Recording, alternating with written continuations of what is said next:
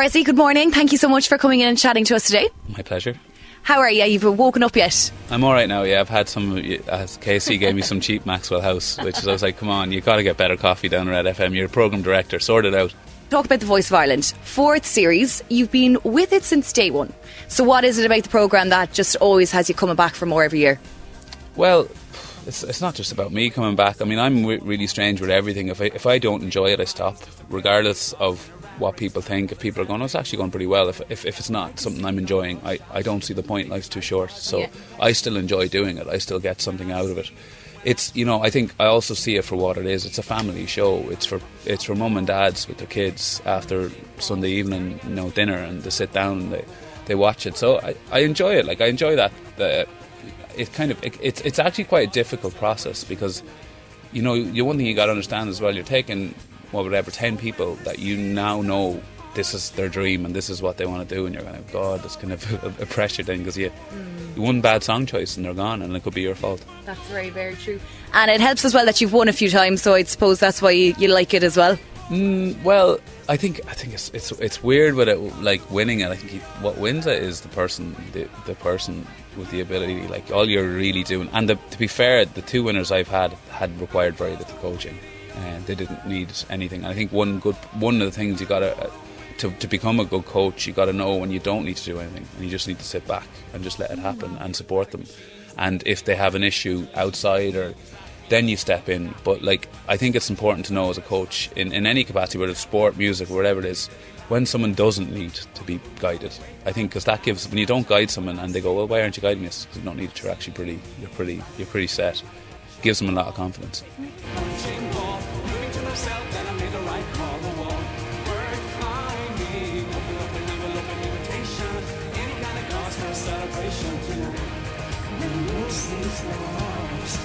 So when the city starts to haunt you, it's always darkest just before the dawn. And if I'm gonna make a breakthrough, I've gotta jump before my chance is gone. Because the way of love, breaking my fall, you know the way to go. See you throughout series kind of having a bit of a banter with Cian. Is that just what it is, or do you actually kind of get odd with each other? We, in that entire process of the blind auditions, which is what you're watching now, was recorded over 4 days, and it was 12-hour days where we weren't allowed to eat, because if we didn't eat we'd get really feisty and the producers would like it. So we had probably 7 fights in total, me and Cian, and every single one of them the producers have edited and put in. I think just to go, oh, let's put up this Cian Bressie like conflict. There's no conflict there whatsoever. If anything, me and him are probably the closest out of everybody. You don't fight with people and snarl at people like that unless you're comfortable with them, especially not on television. Otherwise, you know, you might as well just go into Big Brother. But no, I don't at all. I really like the guy, and he's actually been great for me as well. He's a very calming person, if that makes sense. He knows the game, but he skates the line pretty well. And of course, there's 2 new judges on the panel this year. We've Rachel Stevens from S Club 7 and Una Foden from the Saturdays. How are the girls fitting in?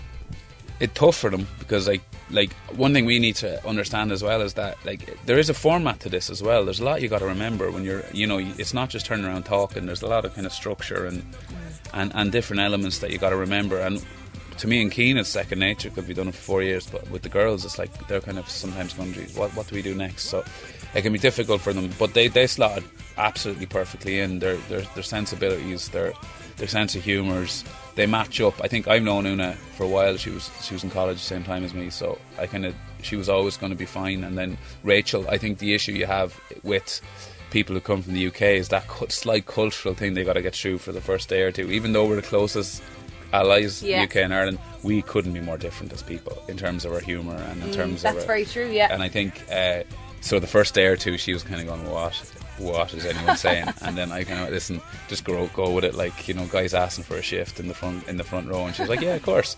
I was like, I'm not sure, you know what that means, things like that. But she's just fit right in. It's a tough slog, like it's you know, it's quite intense filming. Switching gears, Valentine's Day, Bressie, is this Saturday, in case you don't know. Any plans? I mean, you're going out with the lovely Roz Purcell. Are you a kind of romantic guy? Will you be doing something nice, or do you think it's just like a commercial gimmick? I wouldn't say I'm not romantic, but one thing I absolutely despise, and it stickens me to my stomach, it just makes me cringe, is sitting in a restaurant with 50 other couples. Sitting there knowing right well that we have to be there. You look so uncomfortable. We have to just play the cliche, and we all got to stay here, and we all got to. And then after about an hour, you see them getting drunker and drunker, and then you're kind of going, like, it's just really an excuse to get drunk with your girlfriend or boyfriend or wife or husband or whatever it is. I just find that aspect of it the real cliche. You have to be, or be in a restaurant and you're working in a hotel and there's like 80 couples walk in at the same time, and it's like, oh lad, seriously, at least do it on another day. Okay. You know, do it really subtly, under the radar, a stealth Valentine's Day, maybe 2 days, 3 days after it. But you know, there's nothing wrong with celebrating romance, that's fine, but I think milking it is just, I find it cringy, and you certainly won't be seeing me and Roz in the restaurant on Valentine's Day. I'll be at the rugby match.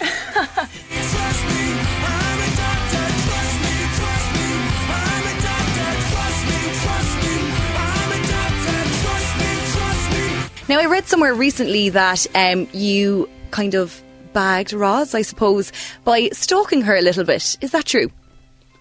She'd like to think that's true. Stalking. I think pretty much stalking's illegal. So if I admitted to that, I'd be admitting to illegal behaviour, which I certainly would never do on a radio station. But no, I think it's just natural. If I can, you know, a little bit of stalking never hurt anyone. No, but I think it's so funny when you talk about this stuff. It's funny. It's fine when you're talking on radio because it's live, or it's actually in real time. It's just when the real cringy newspaper takes 2 words out of the line you said, and the headline then reads "Bressie stalked Roz," and people go, "Oh my God, he was a stalker." And just before I let you go, 2015, you've a lot going on at the moment. But what's something else that you have in the pipeline, or we're going to see from you, or something like that by the end of the year? I have a couple of documentaries that I put together.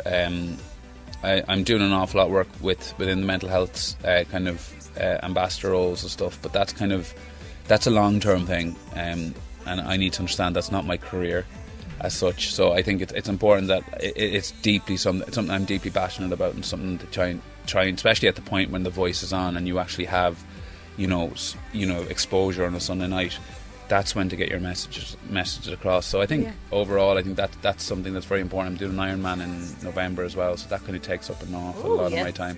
Bressie, wishing you the best. Thanks a million for chatting to us today. Pleasure. Cheers. Red FM.